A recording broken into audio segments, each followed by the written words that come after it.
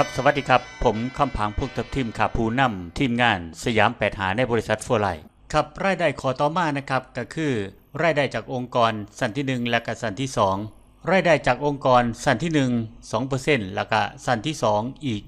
25% โดยสั้นที่1เท่ากับ 2% นี่สั้นที่1นี่สมมุติว่าท่านมีสมาชิกอยู่10คน10คนคูณ100คะแนนเท่ากับ 1,000 คะแนน 1,000 คะแนนคูณ37 บาทคูณ 2%เท่ากับ740 บาทสั้นที่2นี้เป็นสั้นที่มีค่าคอมมิชชั่นสูงที่สุดนะครับคือ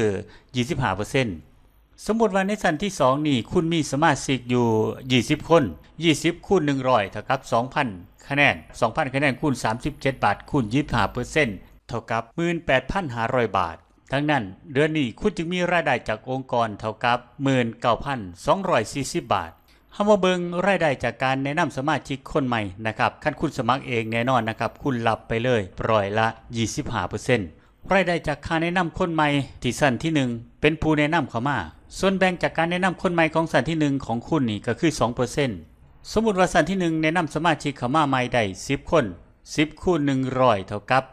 1,000 คูณ37 บาทคูณ 2% เท่ากับ740 บาทรายได้จากการแนะนำสมาชิกของสั้นที่2คุณที่ได้ส่วนแบ่ง 5% และก็สมมุติว่าสั้นที่2นี่รวมแนะนำคนใหม่ได้20คน20คูณ100เท่ากับ 2,000 คูณ37 บาทคูณ 5% เท่ากับ 3,700 บาทดังนั้นในเดือนนี้รวมรายได้จากสั้นที่1ที่2แล้วคุณจะมีรายได้ 4,440 บาทนี่คือรายได้จาก2ทางแนะนำคนใหม่เนาะครับเนาะครับที่นี่เฮามาเบิ่งถึงรายได้ของการขายมายกตัวอย่างกันเลยนะครับสมมติว่าสมาชิกในสั้นที่1นี่สมาชิกขายได้ร่วมทั้งเบิดนะครับ100ชุดละ100คะแนน100คูณ100จึงเท่ากับ 10,000 คะแนน 10,000 คะแนนคูณ37 บาทคูณ 2% เท่ากับ 7,400 บาท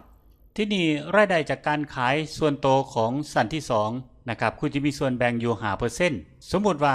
สมาชิกทั้งหมดขายได้200ชุดก็เท่ากับ200คูณ100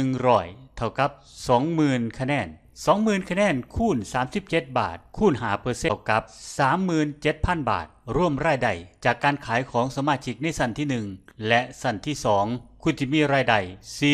44,400 บาทการเฮ็ดธุรกิจโฟไลขอให้มีคะแนนนะครับจังใดคุณก็มีรายได้อย่างแน่นอนเลยมันเป็นไปบ่ได้ที่คุณสิมีหลายมือแล้วก็สามารถเฮ็ดงานทุกสิ่งทุกอย่างโดยตัวของคุณเองแต่มันสิเป็นไปได้สำหรับการที่เฮามีทีมงานหลายคนซอยกันเฮ็ดคนละไม้ละมือความสำเร็จมันก็สำเร็จได้โดยง่ายแล้วก็เฮ็ดได้อย่างรวดเร็วเพื่ออนาคตของตัวคุณเองแล้วก็ลูกหลานในอนาคตขอเชิญมาร่วมงานกับบริษัทโฟไลสร้างเครือข่ายให้มีรายได้ไปสู่ลูกสู่หลาน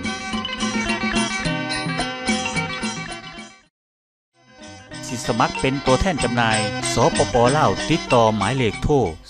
020 5561 4102 ท่านสมพรศรีสมบัติเด้อครับ